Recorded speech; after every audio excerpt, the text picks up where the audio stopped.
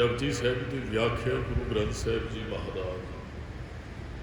ਬਹੁਤ ਜਗ੍ਹਾ ਤੇ ਸਤਿਗੁਰਾਂ ਨੇ ਜੇ ਕੋਈ ਆ ਜਾਂਦਾ ਹੀ ਨਾ ਮਹਾਰਾਜ ਸਾਨੂੰ ਭੂਤ ਪ੍ਰੇਤ ਤੰਗ ਕਰਦੇ ਹੈ, ਮਹਾਰਾਜ ਸਾਡੇ ਘਰੇ ਬਰਕਤ ਨਹੀਂ ਪੈਂਦੀ ਹੈ, ਮਹਾਰਾਜ ਸਰੀਰ ਤੰਦਰੁਸਤ ਨਹੀਂ ਰਹਿੰਦਾ ਤੇ ਸਤਿਗੁਰੂ ਬਖਸ਼ਿਸ਼ ਕਰਿਆ ਕਰਦੇ ਸਨ, ਭਾਈ ਜਪਜੀ ਸਾਹਿਬ ਦਾ ਪਾਠ ਕਰਿਆ ਕਰਿਓ, ਤੁਹਾਡੇ ਘਰ ਬਰਕਤ ਵੀ ਪਏਗੀ, ਕੋਈ ਉਪਰੀ ਸ਼ੈ ਦਾ ਵਾਸਾ ਨਹੀਂ ਰਹੇਗਾ। ਜਪਜੀ ਸਾਹਿਬ ਨਾਲ ਜੁੜਿਆ ਤੁਹਾਡੀਆਂ ਸਾਰੀਆਂ ਕਾਮਨਾਵਾਂ ਜਿਹੜੀਆਂ ਇੱਛਾ ਪੂਰੀਆਂ ਹੋਣਗੀਆਂ। ਮੁਕਤਸਰ ਸਾਹਿਬ ਦੇ ਯੁੱਧ ਤੋਂ ਬਾਅਦ ਮਹਾਰਾਜ ਨੇ ਉੱਥੇ ਵੀ ਬਚਨ ਕਹੇ ਸਨ ਵੀ ਜਿਹੜਾ ਇੱਥੇ ਇਸ਼ਨਾਨ ਤੋਂ ਪਹਿਲਾਂ ਗੁਰੂ ਚਰਨਾਂ 'ਚ ਹਾਜ਼ਰੀ ਲਵਾਈਓ, ਉਚਾਰਨ ਕਰੋ ਜੀ ਵਾਹਿਗੁਰੂ ਜੀ ਕਾ ਖਾਲਸਾ ਵਾਹਿਗੁਰੂ ਜੀ ਕੀ ਫਤਿਹ।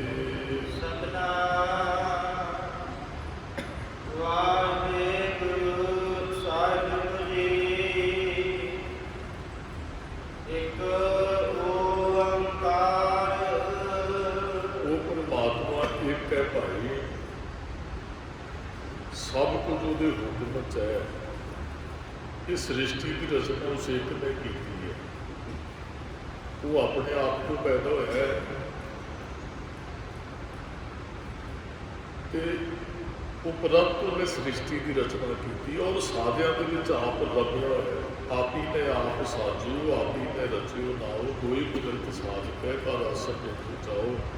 ਮਹਾਰਾਜ ਨੇ ਗੁਰਮੁਖੀ ਦੇ ਕੇ ਇੱਥੇ ਲੈ ਕੇ ਇੱਕ ਦੀ ਉਹ ਸ਼ਬਦ ਪਹਿਲਾਂ ਵੀ ਹੀ ਓਮ, ਮਹਾਰਾਜ ਨੇ ਇੱਥੇ ਕਿਹਾ ਓੰਕਾਰ। ਕੂੜੇ ਦੇ ਉੱਪਰ ਕੱਲ੍ਹ ਵੀ ਦਾਸ ਨੇ ਬੇਨਤੀ ਕੀਤੀ, ਜੋ ਇਹਦੇ ਅੰਦਰ ਸ੍ਰਿਸ਼ਟੀ ਇਹਦੇ ਅੰਦਰ ਦੀ ਹੈ, ਉਹ ਇੱਕ ਨੇ ਸਾਧਿਆਂ ਨੂੰ ਸਾਜਿਆ ਹੈ। ਸਤਿਨਾਮ ਉਹਦਾ ਹੀ ਨਾਮ ਸੱਚ ਹੈ ਭਾਈ, ਹੋਰ ਸਭ ਕੁਝ ਝੂਠ ਹੈ। ਉਹ ਪਰਮਾਤਮਾ ਸੱਚ ਹੈ, ਉਹ ਕਰਤਾ ਸਾਰਿਆਂ ਨੂੰ ਪੈਦਾ ਕਰਨ ਵਾਲਾ, ਸ੍ਰਿਸ਼ਟੀ ਦਾ ਕਰਤਾ ਵਾਹਿਗੁਰੂ ਹੈ। ਉਹ ਪੁਰਖ ਸਾਰਿਆਂ ਦੇ ਅੰਦਰ ਰਮਿਆ ਹੋਇਆ ਹੈ। ਉਹ ਨਿਰਭਉ ਰੱਬ ਦੇ ਗੁਣ ਨੇ, ਉਹ ਕਿਸੇ ਤੋਂ ਡਰਦਾ ਨਹੀਂ।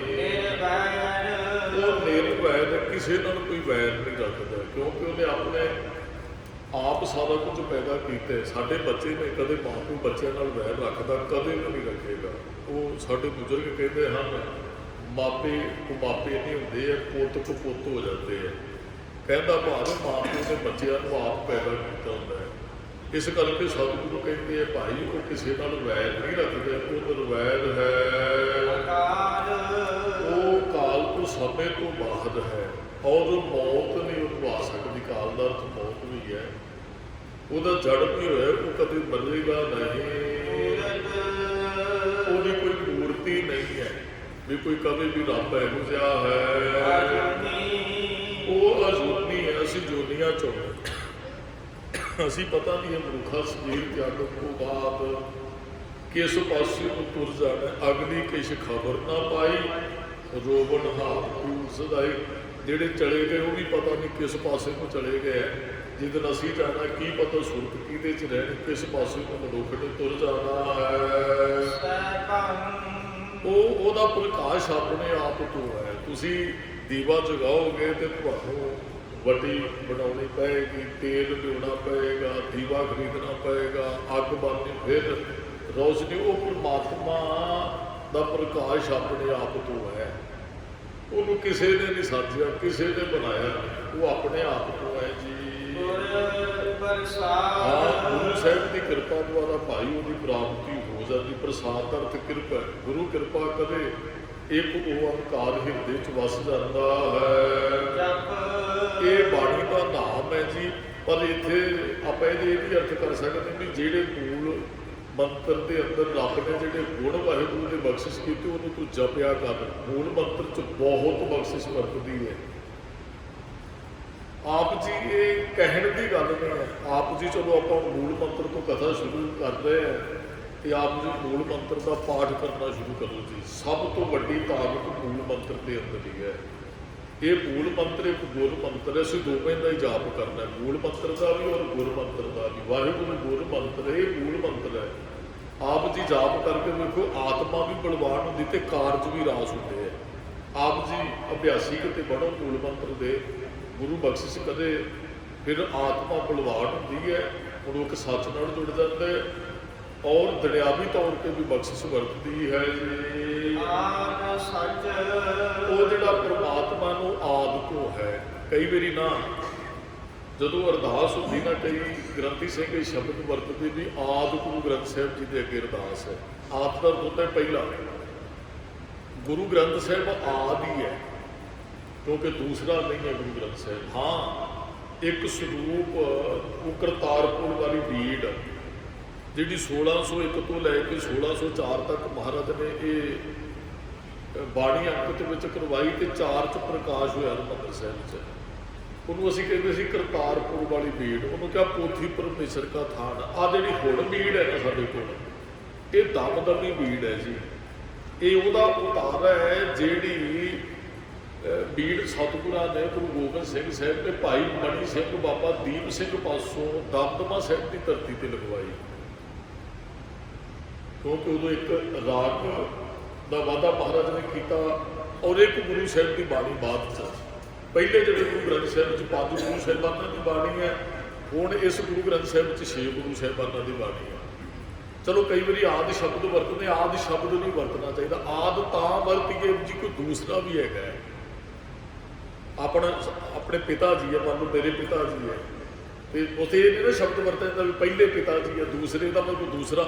ਮਹਾਰਾਜ ਕਹਿੰਦੇ ਨਹੀਂ, ਉਹ ਰੱਬ ਇੱਕ ਹੈ, ਦੂਸਰਾ ਹੈ ਹੀ ਨਹੀਂ। ਗੁਰੂ ਇੱਕ ਹੈ, ਦੂਸਰਾ ਹੈ ਹੀ ਨਹੀਂ ਹੈ। ਇੱਥੇ ਆਦਿ ਤੇ ਸ਼ੁਰੂ ਤੋਂ ਸੀ ਉਹ ਰੱਬ ਤੋਂ। ਆਦਿ ਸੱਚ ਹੈ, ਆਦਿ ਤੋਂ ਹੀ ਉਹ ਸੱਚ ਹੈ। ਰੱਬ ਪਹਿਲਾਂ ਰੱਬ ਸੀ, ਬਾਬੂ ਰਾਮਦਾਸ ਮਹਾਰਾਜ ਕਹਿੰਦੇ ਫਿਰ ਉਹਨੇ ਸ੍ਰਿਸ਼ਟੀ ਨੂੰ ਪੈਦਾ ਕੀਤਾ। ਪਹਿਲਾਂ ਆਦਿ 'ਚ ਫਿਰ ਗੁਰੂ ਸੀ, ਰੱਬ ਹੀ ਸੀ ਨਾ। ਤੇ ਉਹ ਜਿਹੜਾ ਆਦਿ ਸੱਚ ਸੀ, ਜੁਗਾਦ ਸੱਚ, ਉਹ ਜੁਗਾਂ ਤੱਕ ਸੱਚ ਰਹਿਣਾ ਹੈ ਜੀ। ਸੱਚ ਕਦੇ ਬਦਲਦਾ ਨਹੀਂ ਹੈ। ਆਪ ਜੀਆਂ ਨੇ ਕਿਤੇ ਕਿਸੇ ਨੂੰ ਸੱਚ ਬੋਲਿਆ ਹੋਵੇ ਤੇ ਦੁਬਾਰਾ ਤੁਸੀਂ ਬੋਲਣਾ, ਤੁਹਾਨੂੰ ਕੋਈ ਯਾਦ ਕਰਨ ਦੀ ਲੋੜ ਨਹੀਂ ਪੈਗੀ, ਤੁਸੀਂ ਹੂ ਬਹੂ ਉਹੀ ਬੋਲਣਾ ਜੋ ਪਹਿਲਾਂ ਬੋਲਿਆ। ਹਾਂ, ਝੂਠ ਦੀ ਤਿਆਰੀ ਕਰਨੀ ਪੈਂਦੀ ਹੈ। ਇੱਕ ਝੂਠ ਬੋਲੋਗੇ, ਪਤਾ ਨਹੀਂ ਕਿੰਨੇ ਕੁ ਝੂਠ ਹੋਰ ਤੁਹਾਨੂੰ ਨਾਲ ਬੋਲਣੇ ਪੈਣਗੇ। ਸੱਚ ਹਮੇਸ਼ਾ ਸੱਚ ਰਹਿੰਦਾ। ਸੱਚ ਨੂੰ ਯਾਦ ਨਹੀਂ ਰੱਖਣਾ ਪੈਂਦਾ। ਭਾਵੇਂ 5 ਸਾਲ ਪਹਿਲਾਂ ਘਟਨਾ ਵਾਪਰੀ ਹੋਵੇ, ਤੁਹਾਨੂੰ ਕੋਈ ਪੁੱਛ ਲੈ ਭਾਈ ਸਾਹਿਬ ਜੀ ਕਿਵੇਂ ਵਾਪਰਿਆ ਸੀ, ਤੁਸੀਂ ਹੂ ਬਹੂ ਦੱਸ ਦੇਣਾ ਭਾਈ ਆਹ ਕੁਝ ਹੋਇਆ ਸੀ, ਕਿਉਂਕਿ ਤੁਸੀਂ ਉਦੋਂ ਝੂਠ ਨਹੀਂ ਬੋਲਿਆ। ਜੇ ਝੂਠ ਬੋਲਿਆ ਹੁੰਦਾ ਫਿਰ ਤੁਹਾਨੂੰ ਸੋਚਣਾ ਪੈਣਾ, ਪਤਾ ਨਹੀਂ ਉਸ ਸਮੇਂ ਮੈਂ ਕੀ ਦੱਸਿਆ ਸੀ, ਹੁਣ ਉਹੀ ਦੱਸਾਂ। ਜੇ ਉਦੋਂ ਤੁਸੀਂ ਸੱਚ ਬੋਲਿਆ, ਹੁਣ ਵੀ ਸੱਚ ਬੋਲੋ। ਸੱਚ ਯਾਦ ਨਹੀਂ ਰੱਖਣਾ ਪੈਂਦਾ। ਰੱਬ ਆਪ ਤੋਂ ਸੱਚ ਸੀ, ਜੁਗਾਂ ਤੱਕ ਉਹਨੇ ਸੱਚ ਰਹਿਣਾ ਹੈ। ਹੁਣ ਵੀ ਉਹ ਸੱਚ ਹੈ, ਵਿਚਰ ਰਹੇ ਸਾਰੇ। ਉਹ ਸ਼ੁਰੂ ਤੋਂ ਵੀ ਹੀ ਜੁਗਾਂ ਤੱਕ ਰਹੇਗਾ ਔਰ ਹੁਣ ਵੀ ਸੱਚ ਹੈ। ਅੱਗੇ ਹੋਸੀ ਭੀ ਸੱਚ, ਉਹ ਅੱਗੇ ਵੀ ਸੱਚ ਨਹੀਂ ਵਰਤਣਾ। ਇੱਕ ਤਾਂ ਹੁੰਦਾ ਵੀ ਆਪਾਂ ਕਹਿ ਸਕਦੇ ਵੀ ਸੱਚ ਉਦੋਂ ਤੱਕ ਰਹੇਗਾ ਜਦੋਂ ਤੱਕ ਸੰਸਾਰ ਰਹੇਗਾ। ਸੰਸਾਰ ਨਹੀਂ ਵੀ ਰਹੇਗਾ, ਰੱਬ ਫਿਰ ਵੀ ਹੋਏਗਾ, ਕਿਉਂਕਿ ਉਹ ਸੱਚ ਹੈ। ਸੱਚ ਕਦੇ ਮਿਟਦਾ ਨਹੀਂ ਹੈ। ਸੱਚ ਨੂੰ ਕੋਈ ਮਿਟਾ ਨਹੀਂ ਸਕਦਾ, ਸੱਚ ਨੂੰ ਖਤਮ ਨਹੀਂ ਕੀਤਾ ਜਾ ਸਕਦਾ। ਉਹ ਜੁਗਾਂ ਜੁਗਾਂ ਤੱਕ ਸੱਚ ਰਹਿੰਦਾ। ਪਰਮਾਤਮਾ ਸੱਚ ਹੈ, ਉਹ ਸੀ ਹੈ ਰਹੇਗਾ। ਇਹਦੇ ਅਸਲੀ ਅਰਥ ਇਹ ਹੈ, ਉਹ ਸੀ ਹੈ ਔਰ ਰਹੇਗਾ। ਉਹ ਭੂਤ ਭਵਿੱਖ ਤੇ ਵਰਤਮਾਨ ਦੇ ਵਿੱਚ ਹੈ। ਉਹ ਸ਼ੁਰੂ ਤੋਂ ਹੈ, ਅਖੀਰ ਤੱਕ ਉਹਨੇ ਹੀ ਰਹਿਣਾ ਹੈ ਜੀ। ਸੋਚੈ ਸੋਚ ਨਾ ਹੋਵਾਈ, ਜੇ ਸੋਚੀ ਲੱਖ ਵਾਰ। ਮਹਾਰਾਜ ਕਹਿੰਦੇ ਤੇ ਬਾਹਰ ਸਰੀਰ ਦਾ ਇਸ਼ਨਾਨ ਕਰਕੇ ਅਸੀਂ ਅੰਦਰੋਂ ਲੱਖ ਵਾਰ ਵੀ ਸੁੱਚੇ ਹੋਣ ਦਾ ਯਤਨ ਕਰੀਏ। ਸਾਡਾ ਹਿਰਦਾ ਪਵਿੱਤਰ ਨਹੀਂ ਜੀ ਹੁੰਦਾ। ਅੰਦਰ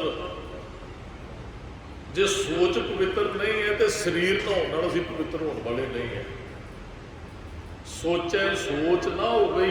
ਜੇ ਤੂੰ ਆਪਣੇ ਆਪ ਨੂੰ ਤੀਰਥਾਂ ਦੇ ਨਹਾ ਕੇ ਸੁੱਚਾ ਹੁੰਦਾ ਆਖੇ ਨਾ, ਦਾਵਾ ਕਰੇ ਵੀ ਮੈਂ ਤੇ ਸੁੱਚਾ, ਮੈਂ ਤੇ ਗੰਗਾ ਦੇ ਨਹਾਇਆ ਜੀ, ਮੈਂ ਤੇ ਬੜਾ ਸੁੱਚਾ, ਮੈਂ ਤੇ ਇੰਨੇ ਤੀਰਥਾਂ ਦੇ ਇਸ਼ਨਾਨ ਕਰ ਰਿਹਾ।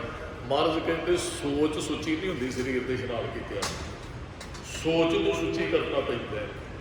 ਲੱਖ ਵਾਰੀ ਵੀ ਭਾਵੇਂ ਜਿੱਥੇ ਮਰਜ਼ੀ ਜਾ ਕੇ ਨਹਾਈਏ, ਸੋਚ ਬਦਲਣੀ ਹੈ। ਜਿੱਦਣ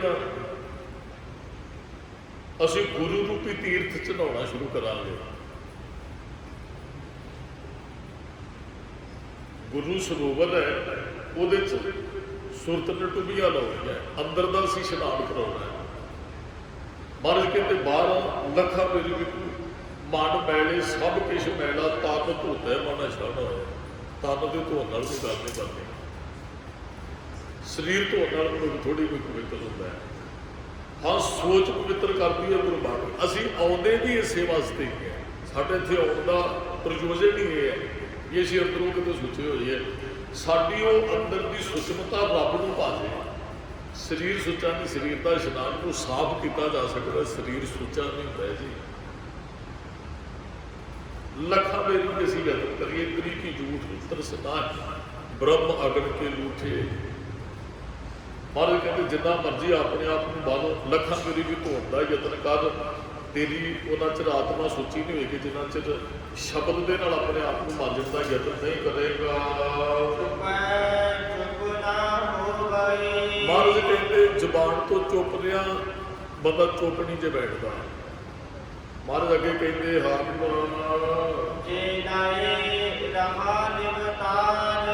ਕਹਿੰਦੇ ਨਿਭ ਸਮਾਧੀ ਨੂੰ ਕਹਿੰਦੇ ਤਾਰ ਜੋੜ ਕੇ ਰੱਖ, ਸਰੀਰ ਦਾ ਚੌਂਕੜਾ ਜਿੰਨਾ ਮਰਜ਼ੀ ਮਾਰੀ ਰੱਖ, ਜ਼ਬਾਨ ਤੋਂ ਨਾ ਬੋਲ, ਚੁੱਪ ਫਿਰ ਵੀ ਨਹੀਂ ਤੂੰ ਬੈਠ ਸਕਦਾ। ਚਲੋ ਆਪ ਜੀ ਐਸਾ ਕਰਨਾ ਨਹੀਂ ਹੈ। ਮੰਨ ਲਓ ਵੀ ਇੱਕ ਦਿਨ ਦਾ ਤੁਸੀਂ ਮੌਨ ਵਰਤ ਰੱਖ ਲੈਂਦੇ ਹੋ, ਰੱਖਿਆ ਕੁਝ ਵੀ ਨਹੀਂ ਹੋਣਾ, ਜੇ ਰੱਖਦੇ ਨਹੀਂ ਰੱਖਣਾ ਚਾਹੀਦਾ। ਇਹ ਗੁਰੂ ਸਾਹਿਬ ਨੇ ਸਾਨੂੰ ਗੁਰਬਾਣੀ 'ਚ ਬਹੁਤ ਵਾਰੀ ਸਮਝਾਇਆ, ਅਸੀਂ ਸਮਝ ਚੁੱਕੇ ਹਾਂ ਕਿ ਸਾਰੇ ਸ਼ਬਦਾਂ ਦੀ ਇਹ ਵਿਆਖਿਆ ਸੁਣੀ ਹੈ। ਮਹਾਰਾਜ ਮੰਨ ਲਓ ਤੁਸੀਂ ਇੱਕ ਦਿਨ ਦਾ ਮੌਨ ਰੱਖਦੇ ਹੋ ਵੀ ਅੱਜ ਬੋਲਣਾ ਨਹੀਂ ਹੈ। ਹੁਣ ਤੁਹਾਡਾ ਟਾਈਮ ਟੇਬਲ ਬਣਿਆ ਹੈ ਵੀ ਇੰਨੇ ਵਜੇ ਚਾਹ ਪੀਣੀ, ਇੰਨੇ ਵਜੇ ਪ੍ਰਸ਼ਾਦਾ ਛਕਣਾ, ਇੰਨੇ ਵਜੇ ਫਿਰ ਆਰਾਮ ਕਰਨਾ, ਇੰਨੇ ਵਜੇ ਫਿਰ ਹੁਣ ਤੁਸੀਂ ਬੋਲਣਾ ਨਹੀਂ। ਅੱਜ ਤੁਹਾਨੂੰ ਪ੍ਰਸ਼ਾਦੇ ਦੀ ਭੁੱਖ ਲੱਗੀ, ਕੀ ਕਰੋਗੇ? ਪ੍ਰਸ਼ਾਦਾ ਤੇ ਛਕਣਾ ਹੈ, ਵੈਸੇ ਜ਼ੁਬਾਨ ਤੋਂ ਹੀ ਮੌਨ ਤੇ ਜ਼ੁਬਾਨ ਤੋਂ ਹੀ ਹੈ। ਫਿਰ ਤੁਸੀਂ ਕੋਈ ਨਾ ਕੋਈ ਚੀਜ਼ ਖੜਕਾਓਗੇ, ਕਮਰੇ 'ਚ ਰੂਮ 'ਚ ਬੈਠੇ ਵੀ ਘਰਦਿਆਂ ਨੂੰ ਪਤਾ ਲੱਗ ਜਾਏ ਜੇ ਮੈਂ ਕੁਝ ਕਹਿਣਾ ਚਾਹੁੰਦਾ, ਉਹ ਬਾਅਦ 'ਚ ਸੁਣਨਗੇ। ਤੇ ਜੇ ਨਾ ਸੁਣੀ ਇੱਕ ਅੱਧੀ ਵਾਰੀ ਤੁਹਾਨੂੰ ਕ੍ਰੋਧ ਵੀ ਬੜਾ ਆਏਗਾ, ਕਿਉਂਕਿ ਚੁੱਪ ਬੈਠੇ ਆ। ਫਿਰ ਤੁਸੀਂ ਹੋ ਸਕਦਾ ਕੋਈ ਹੱਥ 'ਚ ਚੀਜ਼ ਆ ਜੇ ਤੋੜ ਵੀ ਦਿਓ, ਤੁਸੀਂ ਟੀਵੀ ਦੇ ਕੁਝ ਚੱਕ ਕੇ ਮਾਰੋ ਜਾਂ ਹੋਰ ਕੁਝ, ਉਹ ਗੁੱਸਾ ਫਿਰ ਥੋੜ੍ਹਾ ਜ਼ਿਆਦਾ ਹੁੰਦਾ। ਤੇ ਜਦੋਂ ਘਰ ਦੇ ਆਏ ਤਾਂ ਫਿਰ ਤੁਸੀਂ ਬੋਲਣਾ ਤੇ ਹੈ ਨਹੀਂ, ਤੁਸੀਂ ਲਓਗੇ ਪਹਿਲਾਂ ਇਸ਼ਾਰਾ ਕਰੋਗੇ ਪੈਨ ਦਿਓ ਮੈਨੂੰ, ਫਿਰ ਕਹੋਗੇ ਲਿਆਓ ਕਾਗਜ਼ ਲਿਆਓ ਮੈਂ ਤੁਹਾਨੂੰ ਲੈ ਕੇ, ਫਿਰ ਤੁਸੀਂ ਕਿਹਾ ਜੀ ਰੋਟੀ ਖਾਣੀ ਹੈ, ਕੀ ਤੁਸੀਂ ਚੁੱਪ ਬੈਠੇ ਹੋ? ਚੁੱਪ ਨਹੀਂ, ਅੰਦਰ ਨਹੀਂ ਚੁੱਪ ਹੋ ਸਕਦਾ। ਜ਼ੁਬਾਨ ਦੇ ਚੁੱਪ ਹੋਇਆ ਕੀ ਹੋਏਗਾ? ਅੰਦਰ ਉਦੋਂ ਚੁੱਪ ਹੁੰਦਾ ਜਦੋਂ ਤੁਸੀਂ ਬਾਣੀ ਪੜ੍ਹਦੇ, ਬਾਹਰਲੇ ਫੁਰਨੇ ਉਦੋਂ ਤੁਹਾਡੇ ਰੁਕਦੇ ਆ। ਆਹ ਮੋੜ ਅਸੀਂ ਧਾਰਨ ਕਰਨਾ ਵੀ ਝੂਠ ਨਹੀਂ ਬੋਲਣਾ, ਚੁਗਲੀ ਨਹੀਂ ਕਰਨੀ, ਨਿੰਦਿਆ ਨਹੀਂ ਕਰਨੀ ਹੈ। ਜੇ ਸਮਾਂ ਮਿਲਦਾ ਉਹ ਗਵਾਂਢੀਆਂ ਬੀਬੀਆਂ ਕੋਲ ਜਾ ਕੇ ਚੁਗਲੀਆਂ ਨਹੀਂ ਕਰਨੀਆਂ, ਜਪਜੀ ਸਾਹਿਬ ਦਾ ਪਾਠ ਨਹੀਂ ਕਰਨਾ। ਇਹ ਤਾਂ ਮੋੜ ਹੈ ਕਿ ਜਿੰਨਾ ਚਿਰ ਬਾਣੀ ਪੜਾਂਗੇ ਕਿਸੇ ਕੋਈ ਗਲਤ ਨਾ ਤੇ ਕਿਸੇ ਨੂੰ ਕਮੈਂਟ ਕਰਨਾ, ਨਾ ਕੋਈ ਗਲਤ ਬੋਲਣਾ, ਇਹ ਮੋੜ ਜ਼ਰੂਰ ਅਸੀਂ ਧਾਰਨ ਕਰਨਾ। ਮਰਜ਼ ਕਹਿੰਦੇ ਜ਼ਬਾਨ ਤੋਂ ਚੁੱਪ ਰਿਹਾ। ਇੱਕ ਗੁਰਮੁਖ ਪਿਆਰਾ ਸੀ, ਉਹ ਨਾ ਚੁੱਪ ਕਰਕੇ ਬੈਠਾ ਉਹਦੀਆਂ ਨਸਾਂ ਜਾਮ ਹੋ ਜਾਂਦੀਆਂ, ਚੌਂਕੜਾ ਮਾਰ ਕੇ ਬੈਠੀ ਰਹਿਣਾ ਤੇ 6 ਘੰਟੇ ਵੀ ਕੋਈ ਅਸਰ ਨਹੀਂ ਪੈਂਦਾ, ਚੌਂਕੜਾ ਮਾਰ ਲਈਦਾ। ਜੇ ਇੱਕ ਮਹੀਨਾ ਮੇਰੇ ਖਿਆਲ ਚੌਂਕੜਾ ਮਾਰਨਾ ਹੀ ਛੱਡ ਦਈਏ, ਟੇਬਲ ਤੋਂ ਹੋਰ ਕੋਈ ਚਲੋ ਕੰਮ ਕਈਆਂ ਦੇ ਧੰਦੇ ਇਹੋ ਜਿਹੇ ਉਹ ਚੌਂਕੜਾ ਨਹੀਂ ਮਾਰਦੇ, ਉਦੋਂ ਚੌਂਕੜਾ ਮਾਰ ਵੀ ਨਹੀਂ ਸਕਦੇ। ਤੁਸੀਂ ਬੋਲਦੇ ਹੋ ਬੋਲਣਾ ਛੱਡ ਦਿਓ, ਤੁਹਾਡੇ ਤੋਂ ਬੋਲਿਆ ਵੀ ਨਹੀਂ ਜਾਣਾ, ਨਸਾਂ ਜਾਮ ਹੋ ਜਾਂਦੀਆਂ। ਉਹ ਗੁਰਮੁਖ ਪਿਆਰੇ ਨੇ ਕਿਤੇ ਰੱਬ ਨਾਲ ਹੋ ਗਈ ਗੱਲ, ਸੁਰਤ ਕਰ, ਰੱਬ ਨਾਲ ਵੀ ਗੱਲ ਵੈਸੇ ਸੁਰਤ ਕਰਕੇ ਹੁੰਦੀ ਹੈ। ਰੱਬ ਨੂੰ ਤੁਸੀਂ ਕੁਝ ਕਹਿਣਾ ਹੈ ਤੇ ਜ਼ਬਾਨ ਤੋਂ ਬੋਲਣ ਦੀ ਲੋੜ ਨਹੀਂ ਹੈ। ਵੇੜ ਬੋਲਿਆ ਸਭ ਕਿਸ ਜਾਣਦਾ, ਅੰਦਰੋਂ ਅਸੀਂ ਆਵਾਜ਼ ਜਿਹੜੀ ਨਿਕਲਦੀ ਉਹ ਸੁਣਦਾ ਹੈ। ਇਹ ਵੀ ਨਹੀਂ ਜਿੰਨਾ ਨੇੜੇ ਹੋਵਾਂ ਗੁਰੂ ਸਾਹਿਬ ਦੇ ਰੱਬ ਦੇ ਤਾਂ ਉਨੀ ਜ਼ਿਆਦਾ ਗੱਲ ਉੱਚੀ ਸੁਣੇਗਾ, ਐਸਾ ਨਹੀਂ ਹੈ। ਸਾਡੇ ਅੰਦਰ ਦੀ ਭਾਵਨਾ ਉਹ ਸਮਝਦਾ ਹੈ। ਉਹ ਕਿਤੇ ਰੱਬ ਨਾਲ ਅੰਦਰੋਂ ਗੱਲ ਹੋ ਗਈ, ਉਹ ਚੁੱਪ ਹੀ ਕਹਿੰਦਾ ਹੁਣ ਸੰਸਾਰ ਨਾਲ ਨਹੀਂ ਬੋਲਣਾ। ਉਹ ਬੋਲਿਆ ਨਾ ਜੀ 5-7 ਸਾਲ ਰਹਿੰਦਾ ਸੀ ਜੰਗਲ 'ਚ, ਆਸ਼ਰਮ 'ਚ। ਹੁਣ ਉਹਦੀਆਂ ਨਸਾਂ ਜਾਮ ਹੋ ਗਈਆਂ। ਗੁਰਮੁਖ ਪਿਆਰਾ ਉੱਥੇ ਚਲਾ ਗਿਆ, ਕਹਿੰਦੇ ਜੀ ਉੱਥੇ ਸਾਧੂ ਬੜਾ ਪਵਿੱਤਰ ਰਹਿੰਦਾ। ਉਹਨੇ ਗੁਰਮੁਖ ਨੇ ਜਾ ਕੇ ਉਹਨੂੰ ਬੁਲਾਇਆ, ਹੈ ਉਹ ਵੀ ਬੜੀ ਚੜ੍ਹਦੀ ਕਲਾ ਵਾਲਾ, ਸਮਝ ਉਹਨੂੰ ਵੀ ਗੁਰਮੁਖ ਦੀ ਜਿਹੜਾ ਹੁਣ ਬਿਲਕੁਲ ਚੁੱਪ ਬੈਠਾ ਹੈ। ਤੇ ਗੁਰਮੁਖ ਪਿਆਰੇ ਨੇ ਵਿਚਾਰ ਚਰਚਾ ਕੀਤੀ, ਉਹ ਤੇ ਕੋਈ ਬੋਲਦਾ ਹੀ ਨਹੀਂ ਹੈ। ਤੇ ਉਹਨੇ ਕਿਹਾ ਵੀ ਇਹ ਤੇ ਗੁਰਮਤਿ ਦਾ ਸਿਧਾਂਤ ਨਹੀਂ ਹੈ ਚੁੱਪ ਹੋ ਕੇ ਬੈਠਣਾ। ਜਿਹੜਾ ਮਿਲਣ ਵਾਸਤੇ ਗਿਆ ਉਸ ਸਰੀਰ ਨੇ ਗੱਲ ਕਹੀ, ਉਹ ਕਹਿੰਦਾ ਹਾਂ ਮੈਂ ਤੁਹਾਡੀ ਇਸ ਗੱਲ ਨਾਲ ਸਹਿਮਤ ਹਾਂ। ਉਹ ਫਿਰ ਕਹਿੰਦਾ ਵੀ ਜੇ ਇਸ ਗੱਲ ਨਾਲ ਸਹਿਮਤ ਹੈ ਫਿਰ ਚੁੱਪ ਕਿਉਂ ਬੋਲਦਾ ਨਹੀਂ ਹੈ। ਉਸ ਸਾਧੂ ਨੂੰ ਇਹ ਗੁਰਮੁਖ ਪਿਆਰਾ ਕਹਿੰਦਾ ਵੀ ਜੇ ਇਸ ਗੱਲ ਨੂੰ ਤੈਨੂੰ ਪਤਾ ਹੈ ਵੀ ਆਹ ਗੁਣ ਅਸੀਂ ਨਹੀਂ ਧਾਰਨ ਕਰਦਾ ਫਿਰ ਤੂੰ ਬੋਲਦਾ ਕਿਉਂ? ਮੈਂ ਬਹੁਤ ਸਵਾਲ ਤੈਨੂੰ ਕੀਤੇ। ਉਹਨੇ ਫਿਰ ਅੱਗੋਂ ਕਿਹਾ ਹੁਣ ਮੈਂ ਬੋਲਣਾ ਚਾਹੁੰਦਾ ਹੈ ਪਰ ਮੈਂ ਬੋਲ ਨਹੀਂ ਸਕਦਾ, ਮੇਰੀਆਂ ਨਸਾਂ ਦਾ ਹੋ ਗਿਆ, ਮੇਰੀ ਹੁਣ ਗਲੇ 'ਚੋਂ ਆਵਾਜ਼ ਨਹੀਂ, ਮੇਰਾ ਮਾਈਕ ਖਰਾਬ ਹੋ ਗਿਆ ਬੋਲਣ ਵਾਲਾ। ਚੁੱਪ ਨਹੀਂ ਹੈ ਮੰਦਰ, ਉਸ ਸਾਧੂ ਨੇ ਬੋਲ ਕੇ ਜ਼ਬਾਨ ਨਹੀਂ ਬੋਲਦੀ ਪਰ ਚੁੱਪ ਨਹੀਂ ਹੈ। ਕਹਿੰਦਾ ਹੁਣ ਬੋਲਣਾ ਚਾਹੁੰਦਾ, ਬੋਲਿਆ ਨਹੀਂ ਜਾਂਦਾ। ਤੇ ਉਹ ਜਦੋਂ ਚੁੱਪ ਹੋ ਗਿਆ ਹੁਣ ਇਸ ਗੱਲ ਦੀ ਸਮਝ ਨਹੀਂ। ਰੱਬ ਜੇ ਚੁੱਪ ਕੀਤਿਆਂ ਮਿਲਦਾ ਨਾ, ਦਰਖਤ ਕਿਹੜੇ ਬੋਲਦੇ ਨੇ, ਬੜੀਆਂ ਚੀਜ਼ਾਂ ਨੇ ਜਿਹੜੀਆਂ ਬੋਲਦੀਆਂ ਨੇ, ਉਹਨਾਂ ਨੂੰ ਕਿਹੜਾ ਰੱਬ ਮਿਲ ਗਿਆ। ਮਹਾਰਾਜ ਕਹਿੰਦੇ ਨੇ ਚੁੱਪ ਨੇ ਆ ਮਨੁੱਖ ਚੁੱਪ ਨਹੀਂ ਰਹਿ ਸਕਦਾ ਭਾਵੇਂ ਜਿੰਨੀ ਮਰਜ਼ੀ ਸਮਾਧੀ ਲਾ ਕੇ ਬੈਠੇ। ਜਿਹੜੇ ਸਾਧੂ ਬਾਹਰ ਬੈਠੇ ਨੇ ਗੇਰੂ, ਉਹ ਕਿਹੜੇ ਬੋਲਦੇ ਨਹੀਂ ਹੈ। ਉਹ ਗੁਰੂ ਗੋਬਿੰਦ ਸਿੰਘ ਸਾਹਿਬ ਕੋਲ ਆਇਆ ਸੀ ਨਾ, ਕਹਿੰਦੇ ਸੀ ਮਹਾਰਾਜ ਨੇ ਮੋੜ ਧਾਰਨ ਕੀਤਾ ਤੇ ਸੰਗਤ ਦੀ ਬੜੀ ਸ਼ਰਧਾ ਵੇਖੋ ਜੀ, ਇਹਨੇ 12 ਸਾਲਾਂ ਤੋਂ ਨਹੀਂ ਬੋਲਿਆ। ਮਹਾਰਾਜ ਕਹਿੰਦੇ ਉਹ ਸਿੱਖ ਨੂੰ ਕਹਿੰਦੇ ਵੀ ਉਹਨੂੰ ਪ੍ਰਸ਼ਾਦਾ ਛਕਾ, ਵੀ ਚੰਗੇ ਪਦਾਰਥ ਛਕਾਏ। ਤੇ ਬਾਅਦ ਵਿੱਚ ਮਹਾਰਾਜ ਨੇ ਕਹਿ ਦਿੱਤਾ ਵੀ ਉਹਨੂੰ ਨਮਕ ਧੂੜ ਕੇ ਪ੍ਰਸ਼ਾਦਾ ਦੇਣਾ। ਉਹ 5-4 ਦਿਨ ਸਿੱਖ ਨੇ ਰੱਖਿਆ ਤੇ ਉਹ ਮੁੰਨੀ ਸਾਧੂ ਵਾਪਸ ਆਇਆ। ਮਹਾਰਾਜ ਕਹਿੰਦੇ ਸਿੱਖਾਂ ਚੰਗੀ ਸੇਵਾ ਕੀਤੀ, ਕਹਿੰਦਾ ਜੀ 36 ਤਰ੍ਹਾਂ ਦੇ ਭੋਜਨ ਰੋਜ਼ ਛਕਾਉਂਦਾ ਰਿਹਾ। ਤੇ 2-3 ਵਾਰੀ ਸਿੱਖ ਨੇ ਕਿਹਾ ਬੋਲ ਹੀ ਪਿਆ, ਕਹਿੰਦਾ ਜੀ ਇਹਨੇ ਨਮਕ ਧੂੜ ਕੇ ਛਕਾਇਆ, ਤੁਹਾਡੇ ਕੋਲ ਤੁਹਾਡਾ ਸਿੱਖ ਝੂਠ ਬੋਲਦਾ। ਮਹਾਰਾਜ ਹੱਸ ਪਏ, ਕਹਿੰਦੇ ਨੇ ਇਹਨੂੰ ਤੇ ਅਸੀਂ ਕਿਹਾ ਸੀ। ਮਹਾਰਾਜ ਕਹਿੰਦੇ ਤੂੰ ਆਪਣੀ ਜ਼ੁਬਾਨ ਦੇ ਰਸ ਵਾਸਤੇ ਆਪਣੀ ਚੁੱਪ ਤੋੜ ਦੇ ਤੇ ਰੱਬ ਮਿਲਣਾ ਤੇ ਜੇ ਬੜੀ ਔਖੀ ਗੱਲ ਹੈ। ਕਿ ਤੈਨੂੰ ਖਾਣ ਲਈ ਕੁਝ ਨਹੀਂ ਮਿਲਿਆ ਤੂੰ ਬੋਲ ਕਿਉਂ? ਜੇ ਤੇਰਾ ਅਸਲੀ ਮੋੜ ਹੁੰਦਾ ਤੂੰ ਬੋਲਣਾ ਹੀ ਨਹੀਂ। 12 ਸਾਲਾਂ ਤੋਂ ਐਵੇਂ ਜ਼ੁਬਾਨ ਬੰਦ ਕਰਕੇ ਬੈਠਾ। ਮਹਾਰਾਜ ਹੁਣ ਆਪਾਂ ਬੋਲਾਂਗੇ ਨਹੀਂ ਤੇ ਗਿਆਨ ਕਿਵੇਂ ਪ੍ਰਾਪਤ ਕਰਾਂਗੇ? ਕਥਾ ਸੁਣੀ ਤੇ ਕਹੀ, ਅਸੀਂ ਬੋਲ ਕੇ ਹੀ, ਹੋਰ ਤਾਂ ਕੋਈ ਤਰੀਕਾ ਨਹੀਂ ਹੈਗਾ। ਤੁਹਾਨੂੰ ਪਿਆਸ ਲੱਗੇਗੀ, ਬੋਲ ਕੇ ਕਹੋ ਕਿਸੇ ਨੂੰ ਜਲ ਲਿਆਓ। ਜੇ ਤੁਹਾਡੇ ਕੋਲ ਬੋਲਿਆ ਨਹੀਂ ਗਿਆ ਫਿਰ ਪਿਆਸ ਕਿਉਂ ਬੁਝੇਗੀ ਜੀ? ਮਹਾਰਾਜ ਕਹਿੰਦੇ ਜਿੰਨੇ ਮਰਜ਼ੀ ਬੰਦੇ ਆ ਸਮਾਧੀ ਲਾ, ਲਿਵ ਤਾਰ ਲਾਲਾ, ਚੁੱਪਿਆ ਜ਼ਬਾਨ ਤੋਂ ਚੁੱਪ ਕੀਤਿਆ ਤੇਰੀ ਅੰਦਰਲੀ ਚੁੱਪ ਨਹੀਂ ਹੋਣੀ, ਵੀ ਚੁੱਪ ਨਹੀਂ ਬੈਠ ਸਕਦਾ। ਵੈਸੇ ਤਾਂ ਸਾਡੇ ਉਸਤਾਦ ਜੀ ਨੇ ਅਸਲ ਦੇ ਵਿੱਚ ਇਵੇਂ ਪੜ੍ਹਨਾ, ਭੁੱਖਿਆ ਭੁੱਖ ਨਾ ਉਤਰੇ, ਵੀ ਤ੍ਰਿਸ਼ਨਾ ਦੇ ਅਧੀਨ ਭੁੱਖ ਨਹੀਂ ਉਤਰਦੀ। ਸਾਡੇ ਉਸਤਾਦ ਜੀ ਜਦੋਂ ਸੰਧਿਆ ਕਰਾਉਂਦੇ ਉਹਨਾਂ ਨੇ ਸਾਨੂੰ ਕਿਹਾ ਵੀ ਤੁਸੀਂ ਇਹਨੂੰ ਪੜ੍ਹੋ, ਆਪਣੇ ਆਪ ਨੂੰ ਕਹੋ ਭੁੱਖਿਆ ਭੁੱਖ ਨਾ ਉਤਰੀ, ਆਪਣੇ ਆਪ ਨੂੰ ਕਹੋ ਭੁੱਖਿਆ ਤੇਰੀ ਭੁੱਖ ਨਹੀਂ ਉਤਰਨੀ ਕਦੇ। ਬਾਣੀ ਸਾਡੇ ਤੇ ਹੀ ਲੱਗਦੀ ਹੈ, ਦੂਸਰੇ ਵਾਸਤੇ ਬਾਅਦ 'ਚ ਹੈ, ਮੇਰੇ ਵਾਸਤੇ ਪਹਿਲਾਂ। ਤ੍ਰਿਸ਼ਨਾ ਦੇ ਅਧੀਨ ਰਿਹਾ ਕਦੇ ਬੰਦੇ ਦੀ ਭੁੱਖ ਨਹੀਂ ਉਤਰਦੀ ਹੈ। ਸਹਿਜ ਖੱਟੇ ਲੱਖ ਕੋਠ ਧਾਵੇ, ਤ੍ਰਿਪਤ ਨਾ ਆਵੇ, ਮਾਇਆ ਪਾਛੈ ਪਾਵੇ। ਮਹਾਰਾਜ ਕਹਿੰਦੇ ਜਿਹੜੇ ਤ੍ਰਿਸ਼ਨਾ ਦੇ ਅਧੀਨ ਨੇ ਭਾਈ, ਉਹਨਾਂ ਦੀ ਕਦੇ ਭੁੱਖ ਉਤਰਦੀ ਨਹੀਂ। ਪਦਾਰਥ ਜਿੰਨੇ ਮਰਜ਼ੀ ਉਹਨਾਂ ਕੋਲ ਆ ਜਾਣ। ਮਹਾਰਾਜ ਕਹਿੰਦੇ ਬੰਨਾ ਦਾ ਹੁੰਦਾ ਪੰਡ ਬੰਨਣਾ, ਪੁਰੀਆਂ ਭਾਰ ਪੰਡ ਨੂੰ ਕਹਿੰਦੇ ਪੰਡ ਬੰਨਣਾ। ਇਹਦਾ ਅਰਥ ਇਹ ਵੀ ਤੂੰ ਸਾਰੀਆਂ ਪੁਰੀਆਂ ਦੇ ਪਦਾਰਥਾਂ ਦੀਆਂ ਪੰਡਾ ਬੰਨ ਕੇ ਘਰੇ ਜੋੜਦਾ, ਭੁੱਖ ਤੇਰੀ ਫਿਰ ਵੀ ਕੋਈ ਨਹੀਂ ਉਤਰਨੀ। ਸਾਡੀ ਕਿਹੜੀ ਉਤਰੀ ਹੈ ਜੀ? ਕੋਈ ਕਹਿੰਦੇ ਪਹਿਲਾਂ ਸਾਡੇ ਕੋਲ ਕਾਰੋਬਾਰ ਬਹੁਤੇ ਨਹੀਂ, ਫਿਰ ਕਿਸੇ ਦੇ ਬੱਚੇ ਚਲੇ ਗਏ, 4 ਰੁਪਏ ਉਹਨੂੰ ਆਉਣ ਲੱਗ ਪਏ, ਕਿਸੇ ਨੇ ਕੋਈ ਬਿਜ਼ਨਸ 'ਚ ਕਾਮਯਾਬੀ ਪ੍ਰਾਪਤ ਕੀਤੀ। ਭੁੱਖੇ ਉਦੋਂ ਵੀ ਹੈ ਜਦੋਂ ਕੁਛ ਨਹੀਂ ਸੀ, ਭੁੱਖੇ ਅੱਜ ਵੀ ਹੈ, ਰੱਜੇ ਤੇ ਅੱਜ ਵੀ ਨਹੀਂ ਹੈ। ਇਸ ਕਰਕੇ ਬੰਦੇ ਦੀ ਭੁੱਖ ਨਹੀਂ ਕਦੇ ਉਤਰਦੀ ਹੈ, ਉਹ ਸਦਾ ਹੀ ਤ੍ਰਿਸ਼ਨਾ ਦੇ ਅਧੀਨ ਹੈ। ਕਿਉਂ? ਸੰਤੋਖ ਨਹੀਂ ਰਚਨਾ ਬੰਦੇ ਨੂੰ ਉਦੋਂ ਤੋਂ ਸੰਤੋਖ ਆਏਗਾ। ਨਹੀਂ ਕਿ ਅਸੀਂ ਕਹਿੰਦੇ ਹੁਣ 50,000 ਨਾਲ ਸਜੇਗਾ ਕਿ ਲੱਖ ਹੋਣਾ ਚਾਹੀਦਾ, ਬੜੀ ਕਈਆਂ ਦੀ ਆਮਦਨ ਹੈ ਫਿਰ ਵੀ ਸਿਦਕ ਨਹੀਂ ਹੈ। ਮਹਾਰਾਜ ਕਹਿੰਦੇ ਸਾਰੇ ਪੁਰੀਆਂ ਦੀਆਂ ਪੰਡਾ ਬੰਨ੍ਹਦਾ ਪਦਾਰਥਾਂ ਦੀਆਂ, ਭੁੱਖ ਤੇਰੀ ਫਿਰ ਵੀ ਨਹੀਂ ਉਤਰਨੀ ਹੈ। ਜੇ ਤ੍ਰਿਸ਼ਨਾ ਤੇਰੇ ਅੰਦਰ ਹੈ ਫਿਰ ਤੂੰ ਰੱਜੇਗਾ ਨਹੀਂ। ਸਹਿਸ ਹਜ਼ਾਰਾਂ ਨੂੰ ਕਹਿੰਦੇ ਹਜ਼ਾਰਾਂ ਸਿਆਣਪਾਂ ਤੇਰੇ ਕੋਲ ਹੋਣ। ਇਹ ਸਿਆਣਪ ਦਾ ਕਿਰਤ ਚਤਰਾਈ ਹੈ। ਸਿਆਣਪ ਦਾ ਅਰਥ ਇੱਥੇ ਦੂਸਰੇ ਪੱਖ ਤੋਂ ਗਿਆ ਵੀ ਕੋਈ ਸੋਝੀ ਰੱਖਦਾ, ਕੋਈ ਗਿਆਨ ਰੱਖਦਾ, ਪਰ ਇੱਥੇ ਸਿਆਣਪ ਦਾ ਅਰਥ ਚਤਰਾਈ ਹੈ। ਮਹਾਰਾਜ ਕਹਿੰਦੇ ਹਜ਼ਾਰਾਂ ਹੀ ਸਿਆਣਪਾਂ ਤੇਰੇ ਕੋਲ ਤੇਰੇ ਪੱਲੇ ਹੋਣ, ਹਜ਼ਾਰਾਂ ਚਤਰਾਈਆਂ ਤੂੰ ਕਰ ਲੈਂਦਾ ਹੋਵੇ, ਤਾਂ ਇੱਕ ਨਾ ਚੱਲੈ ਨਾਲ। ਮਹਾਰਾਜ ਕਹਿੰਦੇ ਇੱਕ ਵੀ ਨਾਲ ਨਹੀਂ ਜਾਣੀ ਚਤਰਾਈ। ਚਤਰਾਈ ਸਿਆਣਪਾ ਕਿਤੇ ਕਾਮ ਨਾ ਆਈ ਹੈ, ਸਹਿਜ ਸਿਆਣਪਾ ਲੱਖ ਹੋਵੇ, ਲੱਖਾਂ ਹਜ਼ਾਰਾਂ ਸਿਆਣਪਾ ਚਤਰਾਈਆਂ ਤੇਰੇ ਕੋਲ ਹੋਣ, ਇੱਕ ਨਾ ਚੱਲੇ ਨਾਲ। ਅਸੀਂ ਆਪਣੀ ਸਿਆਣਪ ਤੇ ਚਤਰਾਈ ਨਾਲ ਰੱਬ ਤੇ ਗੁਰੂ ਨੂੰ ਨਹੀਂ ਠੱਗ ਸਕਦੇ, ਔਰ ਨਾਲ ਇੱਕ ਵੀ ਨਹੀਂ ਜਾਣੀ। ਚਤਰਾਈਆਂ ਵੈਸੇ ਮਨੁੱਖੋ ਅਬੜਾ ਕੌਣ ਸੀ, ਉਹ ਮੌਤ ਲੈਣ ਆਈ ਤੇ ਉਹਨੇ ਮੌਤ ਨੂੰ ਭੁਲੇਖਾ ਪਾਤਾ ਆਪਣੀ ਚਤਰਾਈ ਨਾਲ, ਸਿਆਣਪ ਨਾਲ। ਉਹਨੇ ਆਪਣੇ ਵਰਗੇ 12 ਬੁੱਤ ਬਣਾ ਲਏ।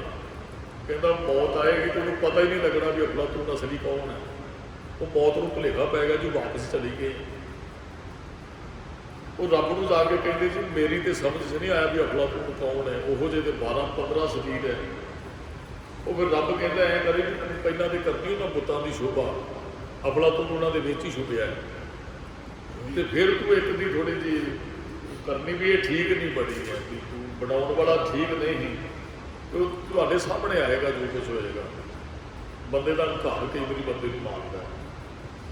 ਉਹ ਜਦੋਂ ਮੌਤ ਆਈ ਉਹਨੇ ਬੜੀ ਤਾਰੀਫ ਕੀਤੀ, ਕਹਿੰਦੇ ਆਹ ਬੁੱਤ ਕਿਆ ਬਾਤ ਬਣਿਆ, ਦੂਸਰਾ ਤੀਸਰਾ ਇੱਕੋ ਜਿਹੇ ਕਿਆ ਬਾਤ। ਖੀਰਲੇ ਤੇ ਜਾ ਕੇ ਕਹਿੰਦੇ ਵੀ ਆਹ ਨੱਕ ਠੀਕ ਨਹੀਂ ਬਣਿਆ। ਬਣਾਉਣ ਵਾਲੇ ਨੂੰ ਅਕਲ ਨਹੀਂ ਸੋਚੀ, ਥੋੜੀ ਜਿਹੀ ਇੰਨੀ ਉਹਦੀ ਹੌਂਦੇ ਨੂੰ ਵੱਜੀ ਸੱਟ ਵੀ, ਮੈਂ ਤੇ ਸਾਰੇ ਇੱਕੋ ਜਿਹੇ ਬਣਾਏ। ਸਾਹਮਣੇ ਆ ਗਿਆ ਮੌਤ, ਕਹਿੰਦੀ ਗੱਲ ਇਸ ਬੁੱਤ ਦੀ ਨਹੀਂ ਸੀ, ਗੱਲ ਤੇ ਤੇਰੀ ਹੀ, ਤੂੰ ਸਾਹਮਣੇ ਨਹੀਂ ਆ ਗਿਆ। ਇਹਦਾ ਮਤਲਬ ਉਹਦੀ ਸਿਆਣਪ ਤੇ ਚਤਰਾਈ ਦਾ ਅੱਗੇ ਚੱਲੀ ਨਹੀਂ ਹੈ। ਚਤਰਾਈ ਸਿਆਣਪ ਕਿਤੇ ਕਾਮ ਆਈ ਹੈ। ਹਾਂ ਕਈਆਂ ਕੋਲ ਸਿਆਣਪ ਹੈ, ਚਤਰਾਈ ਹੈ, ਸੰਸਾਰ ਨੂੰ ਠੱਗ ਰਹੇ ਕਿਸੇ ਨਾ ਕਿਸੇ ਤਰੀਕੇ ਨਾਲ, ਪਰ ਰੱਬ ਤੇ ਗੁਰੂ ਦੇ ਅੱਗੇ ਇੱਕ ਵੀ ਸਾਡੀ ਸਿਆਣਪ ਚਤਰਾਈ ਨਹੀਂ ਚੱਲਦੀ। ਭਾਵੇਂ ਲੱਖਾਂ ਹਜ਼ਾਰਾਂ ਸਾਡੇ ਕੋਲ ਚਤਰਾਈਆਂ ਹੋਣ। ਸਚਿਆਰਾ ਹੋਈਐ। ਹੁਣ ਇੱਕ ਸਵਾਲ ਹੈ ਵੀ ਸੱਚਿਆਰੇ ਕਿਵੇਂ ਹੋ ਸਕਦੇ ਆ? ਰੱਬ ਦੇ ਵਿੱਚ ਸੱਚਿਆਰ ਬੰਦੇ ਨੂੰ ਹੀ ਸਮਾਉਣਾ ਹੈ, ਤੇ ਸੱਚਿਆਰਾ ਹੋਈਏ ਕਿਵੇਂ? ਅਸੀਂ ਸੱਚਿਆਰੇ ਹਾਂ ਜਦੋਂ ਆਏ ਸਾਂ ਜਨਮ ਲੈ ਕੇ, ਬੱਚਾ ਸੱਚਿਆਰ ਹੁੰਦਾ। ਉਹੋ ਜਿਹੇ ਹੁਣ ਕਿਵੇਂ ਬਣ ਗਏ? ਹੁਣ ਤੇ ਬਹੁਤ ਕੁਝ ਅੰਦਰ ਜਮਾ ਹੋ ਗਿਆ, ਹੁਣ ਤੇ ਬਹੁਤ ਮੈਲ ਜੰਮ ਗਈ ਅੰਦਰ।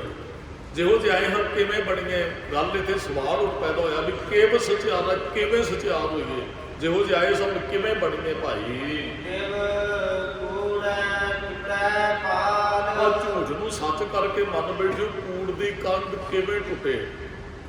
ਇਹ ਅਸਲੀਅਤ ਸਮਝ ਗਈ ਵੀ ਸੱਚ ਕੀ ਹੈ। ਅਸੀਂ ਝੂਠੇ ਸੰਸਾਰ ਨੂੰ ਸੱਚ ਕਰਕੇ ਮੰਨ ਲਿਆ। ਜਗ ਰਚਨਾ ਸਭ ਝੂਠ ਹੈ, ਝੂਠ ਦੇ ਸਲੋਕਾਂ 'ਚ ਵਿਚਾਰ ਕਰ ਚੁੱਕੇ, ਪਰ ਅਸੀਂ ਇਹਨੂੰ ਝੂਠ ਮੰਨ ਲਈਏ। ਉਹ ਕੂੜ ਦੀ ਪਾਲ ਕਿਵੇਂ ਟੁੱਟੇ? ਕਿਵੇਂ ਸੱਚਿਆਰੀ ਹੋਈਏ? ਕਿਵੇਂ ਰੱਬ ਤੇ ਜੀਵ ਦੇ ਅੰਦਰ ਜਿਹੜੀ ਦਵਾ ਦੇ ਉਹ ਦੂਰ ਹੋ ਸਕਦੀ ਹੈ? ਹਾਂ ਮਹਾਰਾਜ ਕਹਿੰਦੇ ਇਹ ਕੰਧ ਟੁੱਟ ਸਕਦੀ ਹੈ ਜੇ ਹੁਕਮ ਤੇ ਰਜ਼ਾ 'ਚ ਚੱਲਣਾ ਸ਼ੁਰੂ ਕਰਦੇ ਹਾਂ। ਰੱਬ ਦੇ ਹੁਕਮ 'ਚ ਰਜ਼ਾ 'ਚ ਹੁਕਮ 'ਚ ਜਾਈ ਜੋ ਚੱਲੈ ਸੋ ਪਵੈ ਖਜ਼ਾਨੇ। ਕੋਈ ਸੱਚਿਆਰ ਹੈ ਤੇ ਕੋਈ ਖਜ਼ਾਨੇ 'ਚ ਪੈਂਦਾ ਹੈ। ਖਰਾ ਹੋਣਾ ਪਏਗਾ, ਖਰਾ ਇੱਥੇ ਹੀ ਬੈਠ ਕੇ ਹੋ ਸਕਦੇ ਆ। ਮਨੁੱਖ ਨੂੰ ਖਰਾ ਨਹੀਂ ਬਣਾ ਸਕਦਾ, ਕਿਉਂਕਿ ਮਨੁੱਖ 'ਚ ਖੁਦ 'ਚ ਬਹੁਤ ਕਮੀਆਂ ਹੁੰਦੀਆਂ। ਸੱਚਿਆਰ ਗੁਰੂ ਸਾਹਿਬ ਨੇ ਬਣਾਉਣਾ। ਤੇ ਮਹਾਰਾਜ ਕਹਿੰਦੇ ਕੂੜ ਦੀ ਕੰਧ ਟੁੱਟ ਜਾਏਗੀ ਜਦੋਂ ਹੁਕਮ 'ਚ ਰਜ਼ਾ 'ਚ ਚੱਲੇਗਾ। ਮਹਾਰਾਜ ਕਹਿੰਦੇ ਇਹ ਤੇ ਸ਼ੁਰੂ ਤੋਂ ਹੀ ਜਦੋਂ ਤੂੰ ਸੰਸਾਰ ਨਾਲ ਹੀ ਦੇਖ ਕੇ ਦਿੱਤਾ ਗਿਆ, ਜੇ ਰੱਬ 'ਚ ਸਮਾਉਣਾ ਹੈ ਫਿਰ ਹੁਕਮ 'ਚ ਰਜ਼ਾ 'ਚ ਚੱਲਣਾ ਪਏਗਾ। ਬੜੀ ਔਖੀ ਗੱਲ ਹੈ ਹੁਕਮ ਤੇ ਰਜ਼ਾ 'ਚ ਚੱਲਣਾ। ਅਸੀਂ ਆਪਣੇ ਮਾਂ ਪਿਓ ਦਾ ਕਿੰਨਾ ਕੁ ਹੁਕਮ ਮੰਨਿਆ। ਹੁਣ ਤੇ ਬੱਚੇ ਬਾਅਦ ਸਿਆਣੇ ਕਹਿੰਦੇ ਬਾਪੂ ਤੈਨੂੰ ਤੇ ਪਤਾ ਹੀ ਕੋਈ ਨਹੀਂ ਹੈ, ਤੈਨੂੰ ਤੇ ਪਤਾ। ਇੱਕ ਵਾਰੀ ਨਾ ਦਾਸ ਨੇ ਬੇਨਤੀ ਕੀਤੀ ਸੀ, ਪ੍ਰੋਫੈਸਰ ਪੂਰਨ ਸਿੰਘ ਹੋਏ ਨੇ, ਇੱਕ ਦੇ ਭਗਤ ਪੂਰਨ ਸਿੰਘ ਨੇ, ਪ੍ਰੋਫੈਸਰ ਪੂਰਨ ਸਿੰਘ ਨਿੱਕੇ ਜਿਹੇ ਸਭ ਦੇ। ਮਾਂ ਨੇ ਕਹਿਣਾ ਬੇਟਾ ਜਪਜੀ ਸਾਹਿਬ ਪੜ੍ਹ ਲਿਆ। ਮਾਂ ਨੇ ਲਾਇਆ ਜਪਜੀ ਸਾਹਿਬ ਤੇ। ਪੂਰਨ ਸਿੰਘ ਨੇ ਜਪਜੀ ਸਾਹਿਬ ਪੜ੍ਹਨਾ। ਮਾਂ ਨੇ ਰੋਜ਼ ਆਟਾ ਗੁੰਨ ਲਿਆ, ਆਵਾਜ਼ ਮਾਰ ਕੇ ਬੇਟਾ ਜਪਜੀ ਪੜ੍ਹ ਲਿਆ। ਉਹ ਬੱਚੇ ਨੇ ਕਹਿਣਾ ਹਾਂ ਮਾਂ, ਤੇ ਕਈ ਵਾਰੀ ਮਾਂ ਦੇ ਸਾਹਮਣੇ ਗੁਟਕਾ ਲੈ ਕੇ ਬੈਠ ਜਾਣਾ। ਮਾਂ ਨੇ ਫਿਰ ਵੀ ਪੁੱਛਣਾ ਜਪਜੀ ਪੜ੍ਹ ਲਿਆ। ਕਹਿੰਦਾ ਮਾਂ ਵੀ ਮੈਂ ਹੋਰ ਗੁਟਕਾ ਸਾਹਿਬ ਕਾਹਦੇ ਨਹੀਂ ਪੜ੍ਹਿਆ, ਜਪਜੀ ਸਾਹਿਬ ਪੜ੍ਹ ਲਿਆ। ਉਹ ਮਾਂ ਨਾਲ ਰੋਜ਼ ਹੀ ਉਹਨੇ ਮਾਂ ਨੇ ਜੇ ਕਈ ਵਾਰੀ ਸੁੱਤੇ ਨੂੰ ਵੀ ਜਦੋਂ ਆ ਕੇ ਮੰਜੇ ਤੇ ਬੈਠਾ, ਬੇਟਾ ਜਪਜੀ ਸਾਹਿਬ ਪੜ੍ਹ ਲਿਆ, ਮਾਂ ਮੈਂ ਜਪਜੀ ਸਾਹਿਬ ਪੜ੍ਹ ਲਿਆ। ਚੱਲਦਾ ਗਿਆ ਜੀ ਚੱਲਦਾ ਗਿਆ। ਉਹ ਬੱਚੇ ਨੇ ਇੱਥੋਂ ਦੀ ਪੜ੍ਹਾਈ ਕੀਤੀ ਤੇ ਉਹਨੂੰ ਵਿਦੇਸ਼ ਜਾਣਾ ਹੈ। ਉਹ ਮਾਂ ਪੁੱਛਦੀ ਹੈ ਰੋਜ਼ ਜਪਜੀ ਪੜ੍ਹ ਲਿਆ, ਜਪਜੀ ਪੜ੍ਹ ਲਿਆ। ਉਹ ਬੱਚੇ ਨੇ ਵਿਦੇਸ਼ ਜਾਣਾ ਹੈ ਤੇ ਉਹ ਵੀਜ਼ਾ ਆ ਗਿਆ ਜੀ। ਇਹ ਸਾਡਾ ਇਤਿਹਾਸ ਹੈ, ਕੋਈ ਕਿਸੇ ਦੀ ਬਣੀ ਬਣਾਈ ਹੋਈ ਗੱਲ ਨਹੀਂ ਹੈ। ਪੂਰਨ ਸਿੰਘ ਜੀ ਦਾ, ਪ੍ਰੋਫੈਸਰ ਪੂਰਨ ਸਿੰਘ ਦਾ ਇਤਿਹਾਸ ਪੜ੍ਹਿਓ, ਗੂਗਲ ਤੇ ਤੁਹਾਨੂੰ ਮਿਲੇਗਾ, YouTube ਤੇ ਬੋਲਿਆ ਮਿਲੇਗਾ। ਉਹ ਬੱਚੇ ਨੇ ਵਿਦੇਸ਼ ਜਾਣਾ ਹੈ ਤੇ ਉਹ ਸਾਰਾ ਸਮਾਨ ਪੈਕ ਕਰ ਰਿਹਾ ਹੈ ਤੇ ਮਾਂ ਵਾਰ-ਵਾਰ ਪੁੱਛਦੀ ਬੇਟਾ ਕੋਈ ਚੀਜ਼ ਰਹਿ ਤੇ ਨਹੀਂ ਗਈ। ਮਾਂ ਸਾਰਾ ਸਮਾਨ ਇਕੱਠਾ ਕਰ ਲਿਆ। ਉਹ ਮਾਂ ਨੇ ਫਿਰ ਸ਼ਾਮ ਨੂੰ ਪੁੱਛਿਆ ਬੇਟਾ ਸਾਰਾ ਕੁਝ ਕੁਝ ਰਹਿ ਤੇ ਨਹੀਂ ਗਿਆ, ਕੁਝ ਰਹਿ ਸੌਣ ਲੱਗਿਆ ਫਿਰ ਮਾਂ ਕੁਝ ਰਹਿ ਤੇ ਨਹੀਂ ਗਿਆ। ਅੱਗੋਂ ਖਿੱਚ ਕੇ ਕਹਿੰਦਾ ਪੂਰਨ ਸਿੰਘ ਕਹਿੰਦਾ ਮਾਂ ਤੈਨੂੰ ਪਤਾ ਵੀ ਮਾਰ ਕੀ ਚਾਹੀਦਾ, ਤੈਨੂੰ ਪਤਾ ਪਾਸਪੋਰਟ ਕੀ ਹੁੰਦਾ ਹੈ। ਬੱਚਿਆਂ 'ਚ ਸਿਆਣੇ ਬਣ ਗਏ ਨਾ, ਤੈਨੂੰ ਪਤਾ ਹੈ ਵੀ ਉੱਥੇ ਕੀ ਚਾਹੀਦਾ, ਤੈਨੂੰ ਪਤਾ ਉੱਥੇ ਕਿਹੜੀ ਕਰੰਸੀ ਹੈ, ਤੈਨੂੰ ਪਤਾ ਇੱਥੋਂ ਦਾ ਪੈਸਾ ਨਹੀਂ ਤੇ ਚੱਲਦਾ। ਆਪਣੀ ਮਾਂ ਨੂੰ ਕਹਿੰਦਾ, ਕਹਿੰਦੀ ਮਾਂ ਮੈਨੂੰ ਉਹ ਤੇ ਮਾਂ ਕਹਿੰਦੀ ਉਹ ਤੇ ਨਹੀਂ ਮੈਨੂੰ ਬੇਟਾ ਪਤਾ ਕਿਹੜੀ ਕਰੰਸੀ ਚੱਲਦੀ, ਪਾਸਪੋਰਟ ਕੀ ਹੁੰਦਾ। ਮੈਂ ਤੈਨੂੰ ਇਹ ਕਹਿ ਰਹੀ ਬੇਟਾ ਕੋਈ ਸਮਾਨ ਰਹਿ ਤੇ ਨਹੀਂ ਗਿਆ। ਮਾਂ ਰਾਤ ਨੂੰ ਵੀ ਸੁੱਤੇ ਪਏ ਨਾ, ਬੇਟਾ ਕੋਈ ਸਮਾਨ ਰਹਿ ਤੇ ਨਹੀਂ ਗਿਆ। ਅਗਲੇ ਦਿਨ ਪਹਿਲਾਂ ਟ੍ਰੇਨ ਤੇ ਜਾਣਾ ਸੀ, ਫਿਰ ਅੱਗੇ ਕੋਈ ਫਲਾਈਟ ਸੀ, ਉਹ ਟ੍ਰੇਨ ਤੇ ਆ ਗਿਆ ਸਾਡਾ, ਟ੍ਰੇਨ ਤੇ ਚੜ੍ਹਨਾ, ਸਟੇਸ਼ਨ ਤੇ ਆ ਗਿਆ ਸਾਰਾ ਪਰਿਵਾਰ। ਤੇ ਮਾਂ ਨੇ ਉੱਥੇ ਵੀ ਪੁੱਛਿਆ, ਕਹਿੰਦੀ ਬੇਟਾ ਕੁਝ ਰਹਿ ਤੇ ਨਹੀਂ ਗਿਆ। ਕਹਿੰਦਾ ਮਾਂ ਕਿਹੋ ਜਿਹੀਆਂ ਪਾਗਲ ਗੱਲਾਂ ਕਰਦੀਆਂ ਤੂੰ। ਮਹਾਰਾਜ ਕਹਿੰਦੇ ਨਾ ਅਸੀਂ ਕਿੰਨਾ ਕੁ, ਕਹਿੰਦੇ ਮਾਂ ਤੂੰ ਕਿਹੋ ਜਿਹੀਆਂ ਗੱਲਾਂ, ਜੇ ਕੁਝ ਰਹਿ ਵੀ ਗਿਆ ਨਾ, ਹੁਣ ਆਹ ਟ੍ਰੇਨ ਆ ਕੇ ਖੜ ਗਈ ਹੈ ਤੇ ਹੁਣ ਮੈਂ ਚੜ੍ਹ ਜਾਣਾ ਹੈ। ਜੇ ਕੋਈ ਰਹਿ ਵੀ ਗਿਆ ਹੁਣ ਮੈਂ ਘਰੋਂ ਜਾ ਕੇ ਨਹੀਂ ਲਿਆ ਸਕਦਾ, ਹੁਣ ਇੱਥੇ ਤੇਰਾ ਪੁੱਛਣ ਦਾ ਮਤਲਬ ਨਹੀਂ ਬਣਦਾ। ਮਾਂ ਤੂੰ ਕੱਲ ਦੀ ਵਾਰ-ਵਾਰ ਪੁੱਛਦੀ ਕੋਈ ਰਹਿ ਕਿ ਨਹੀਂ ਗਿਆ, ਰਹਿ ਕਿ ਨਹੀਂ ਗਿਆ। ਉਹ ਹੁਣ ਤੇ ਟ੍ਰੇਨ ਆ ਗਈ, ਹੁਣ ਕੁਝ ਰਹਿ ਵੀ ਗਿਆ, ਹੁਣ ਨਹੀਂ ਲਿਆ ਸਕਦਾ, ਮੈਂ ਪਾ ਲਿਆ ਸਭ ਕੁਝ। ਬੇਟਾ ਧਿਆਨ ਨਾਲ ਵੇਖ ਕੁਝ ਰਹਿ ਤੇ ਨਹੀਂ ਗਿਆ। ਮਾਂ ਤੈਨੂੰ ਕਿਹਾ ਵੀ ਸਾਰਾ ਕੁਝ ਹੈਗਾ, ਕੁਝ ਨਹੀਂ ਰਹਿ ਗਿਆ। ਤੇ ਮਾਂ ਨੇ ਇੱਕ ਝੋਲਾ ਪਾਇਆ ਸੀ ਗਲ 'ਚ ਤੇ ਗੁਟਕਾ ਸਾਹਿਬ ਵਿੱਚੋਂ ਕੱਢਿਆ ਤੇ ਉਹ ਮਾਂ ਅੱਖਾਂ ਭਰ ਕੇ ਕਹਿੰਦੀ ਬੇਟਾ ਜਪਜੀ ਸਾਹਿਬ ਦੇ ਘਰੇ ਹੀ ਰਹਿ ਗਿਆ, ਹੋਰ ਤੇ ਸਭ ਕੁਝ ਤੂੰ ਪਾ ਲਿਆ। ਤੇ ਤੂੰ ਆਹੀ ਤੇ ਤੈਨੂੰ ਪੁੱਛਦੀ ਸੀ ਵਾਰ-ਵਾਰ ਕੁਛ ਰਹਿ ਤੇ ਨਹੀਂ ਗਿਆ, ਤੈਨੂੰ ਜਪਜੀ ਸਾਹਿਬ ਦਾ ਚੇਤਾ ਨਹੀਂ ਆਇਆ, ਗੁਟਕਾ ਸਾਹਿਬ ਤੇ ਤੂੰ ਪਾਇਆ ਹੀ ਨਹੀਂ ਵਿੱਚ, ਹੋਰ ਕੁਝ ਲਿਆ। ਮਾਂ ਗੁਟਕਾ ਸਾਹਿਬ ਦੇ ਦੇ। ਉਹ ਬੱਚਾ ਚਲਾ ਗਿਆ ਜੀ ਵਿਦੇਸ਼ ਤੇ ਉਹ ਉੱਥੇ ਨਾ ਉਹਦੀ ਜਿਹੜੀ ਸੰਨਿਆਸੀਆਂ ਦੇ ਵਿੱਚ ਉਹਦੀ ਜਿੱਥੇ ਰਿਹਾ ਸੰਨਿਆਸੀ ਸਨ, ਸਾਰੇ ਸੰਨਿਆਸੀਆਂ ਦਾ ਪ੍ਰਭਾਵ ਪੈ ਗਿਆ ਜੀ ਪ੍ਰੋਫੈਸਰ ਪੂਰਨ ਸਿੰਘ ਦੇ ਉੱਪਰ। ਉਹਨੇ ਇੱਕ ਦਿਨ ਉਹਨਾਂ ਦੇ ਪ੍ਰਭਾਵ ਹੇਠ ਉਹਨੇ ਸੰਨਿਆਸ ਧਾਰਨ ਕਰ ਲਿਆ। ਸੰਨਿਆਸ ਧਾਰਨ ਕਰ ਲਿਆ ਤੇ ਉਹ ਕੇਸ ਕਤਲ ਕਰਾ ਤੇ ਬੜਾ। ਤੇ ਹੁਣ ਮਾਂ ਨੂੰ ਉਦੋਂ ਕੋਈ ਇਹੋ ਜਿਹੇ ਸਾਧਨ ਨਹੀਂ, ਮਾਂ ਨੂੰ ਪਤਾ ਸੀ ਕਿ ਇੰਨੀ ਤਰੀਕ ਨੂੰ ਮੇਰੇ ਬੱਚੇ ਨੇ ਸਟੇਸ਼ਨ ਤੇ ਵਾਪਸ ਆ ਜਾਣਾ। ਪੜ੍ਹਾਈ ਕੀਤੀ ਕੁਝ ਸਾਲ, ਪਰ ਉਹ ਸੰਨਿਆਸੀਆਂ ਦੇ ਪ੍ਰਭਾਵ ਹੇਠ ਆ ਕੇ ਉਹ ਸੰਨਿਆਸੀ ਬਣ ਗਿਆ, ਬਹੁਤ ਵਿਦਵਾਨ ਬਣ ਗਿਆ ਸੰਨਿਆਸੀ। ਤੇ ਮਾਂ ਸਟੇਸ਼ਨ ਤੇ ਚਲੀ ਗਈ, ਮੇਰੇ ਬੇਟੇ ਨੇ ਆਉਣਾ। ਟ੍ਰੇਨ 'ਚੋਂ ਇੱਕ ਜੀ ਨੂੰ ਉਤਰ ਗਿਆ, ਵੇਖ ਚਲੇ ਗਏ, ਸਾਰੇ ਚਲੇ ਗਏ। ਮਾਂ ਵੇਖਦੀ ਕਹਿੰਦੀ ਮੇਰਾ ਬੇਟਾ ਆਇਆ ਹੀ ਨਹੀਂ, ਆਇਆ ਹੀ ਨਹੀਂ। ਇੱਕ ਨੌਜਵਾਨ ਜਿਹਦੇ ਕੇਸ ਨਹੀਂ ਹੈ ਉਹ ਕੋਲ ਆਣ ਕੇ ਕਹਿੰਦੇ ਹੱਸ ਪਿਆ, ਕਹਿਣ ਲੱਗਾ ਬੀਬੀ ਕਿਹਨੂੰ ਵੇਖਦੀ ਹੈ।